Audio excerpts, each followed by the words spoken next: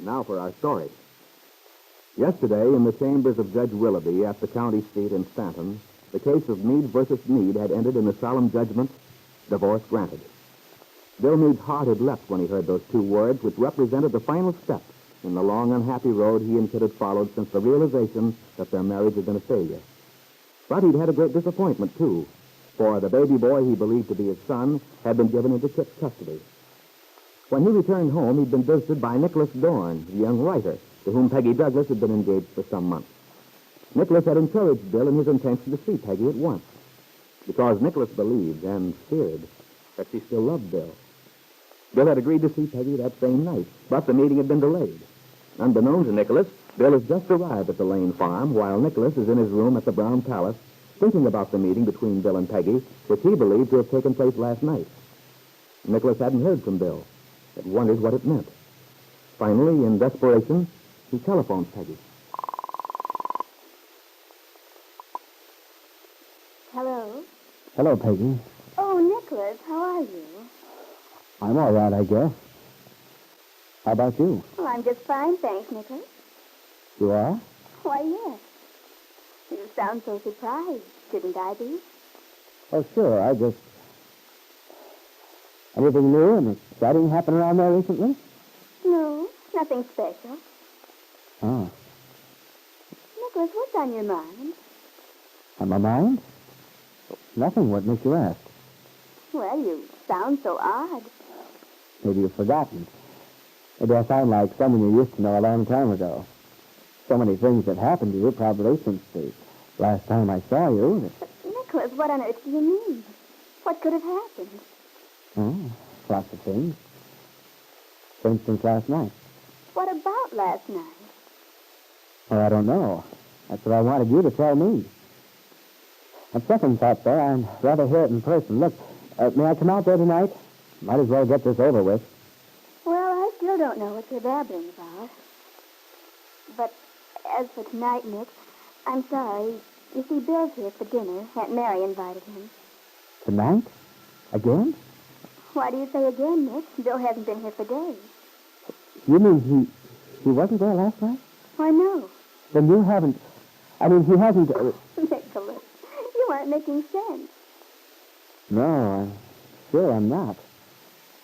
Well, I'll call you tomorrow, Peggy. I survive. What's that? I didn't hear... Nothing, Peggy, honey. Nothing at all. Bye. Bye, Nicholas. So that's it.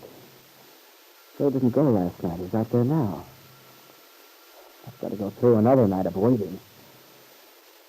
Well, I can't do it in this place. These four walls are driving me batty. A few minutes later, Nicholas entered the cocktail lounge, which opened off the lobby downstairs, went up to the bar, and ordered a drink. Now a young woman on the stool next to him looked up with a rather cynical expression to say, Greetings, Mr. Dorn. Oh, Mrs. Meade. You here again? If you're implying I spend half my life in here, you're wrong. I haven't been here since the last time we met. You don't say. But I have an excellent reason for coming in tonight. It's a celebration in a grim sort of way. Celebration? Of course. You should know that this is an occasion calling for merriment. Sorry, but I'm not up on local gossip. So don't try to pretend you don't know what happened yesterday. After all the emotional handsprings you've been turning lately. You know very well Bill and I got our divorce yesterday. I'm drinking a toast to the fact that I'm a free woman. Congratulations. My, you say that with such fervor. But then I could hardly expect you to mean it. In spite of your chumminess with Bill, I doubt if you're really glad he's free. You can't quite make the grade, can you? I don't know what you mean. Oh, look, stop bluffing. You're bothered, and I know it. Do you? Certainly. You're brooding about what effect the divorce will have on your engagement to Peggy Douglas. Well, you're quite right to worry about it, as I told you a long time ago. All right. So I'm worried. Yes, and it's on your own head, too. You had to be the noble, self-sacrificing Galahad, waiting around for Bill to get his freedom so little Peggy Douglas could make up her mind which view she really wants. Well, now you see what nobility gets you. And where. At least, Mrs. Meade, I know where you hope it will get me. Miss Calvert to you.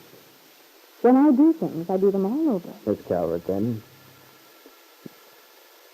Well, I'll say this for you. You did keep your word. Now, recall that you said you were going through with divorce. Yes, I did tell you I would. You see, I'm a woman of honor. That I doubt. Well, you must have had reasons all your own for deciding on the divorce. I suppose I had. The fact is, it's over and done with now. We can all pretend it never happened and start over. I wonder if we can.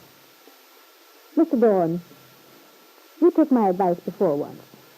And now I'm going to give you another jewel. That's awfully right of you, but no thanks. I think I can muddle along somehow without your advice. No, I insist.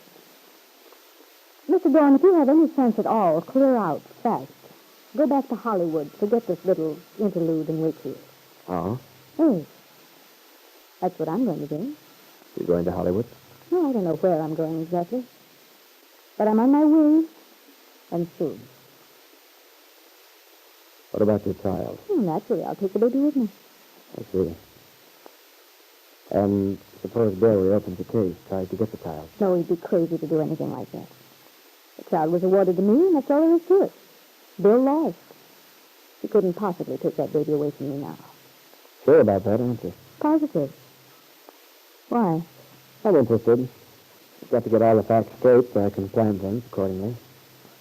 If a positive Bill can't get custody of the baby, it makes a big difference to me. Well, you can take my word for it. The child's mine, and when I leave Wakefield, he'll go with me, in spite of what my father or anyone else says. What's the matter? Doesn't your father want you to leave? Now, he's not shedding any tears about my going. It's the baby he wants to hang on to. But it won't hurt. So if that's what worries you, you can relax. I'm leaving. The baby comes with me. And that leaves Peggy and Bill free to move into their dream cottage. Miss Calvert, you sound pretty bitter for a gal who's celebrating her freedom. Do I? Mm-hmm. Well, maybe I am. You see, Mr. Dorn, I don't pretend to be the noble, self-sacrificing type. I don't hope Peggy and Bill will live happily ever after. Why should I? What difference does it make to you what they do from here in? Look, I've been hurt. Why should everybody else come out on top? I'm no hypocrite. I suppose you think I am? No, not exactly. I simply think you've been taken in by all that do unto others, turn the other cheek chatter that Aunt Mary gives out. But you haven't, have you? Of course not. This is a cutthroat world. You have to look out for yourself. Nobody else is going to protect you. Perhaps. I should think you'd wake up, Dawn. You worried about what happened to the other fellow once, and what did it get you? You lost the girl, came out with exactly nothing. Even so, I can still live with myself. Besides, maybe I haven't lost the girl. You don't really think there's any doubt, do you? I don't know. There's a faint possibility. What an optimist. Besides, suppose I had tried to rush Peggy into marrying me. You said yourself it'd be crazy to marry someone who didn't love you. Yes, I did. It's just that it irritates me, your being so righteous about the whole thing. Why don't you show a little spirit, a little strength of character? Perhaps you confuse being decent with liking character. All I know is you ask for what you're getting. And personally, I'm going to enjoy watching you when you have to take your medicine like a little man. Yes, I'm really going to enjoy it. Kitt's vindictive laugh still rang in Nicholas Dorn's ears as he went upstairs back to his room. It was 7 o'clock now. Dinner was probably over at the Lanes. Peggy and Bill would be... No, Nicholas said to himself, I won't think about it. I'll forget about it until I know what's happened. But he knew he wouldn't be able to forget. Knew that his whole future life hung in the balance tonight when Bill Meade talked to Peggy.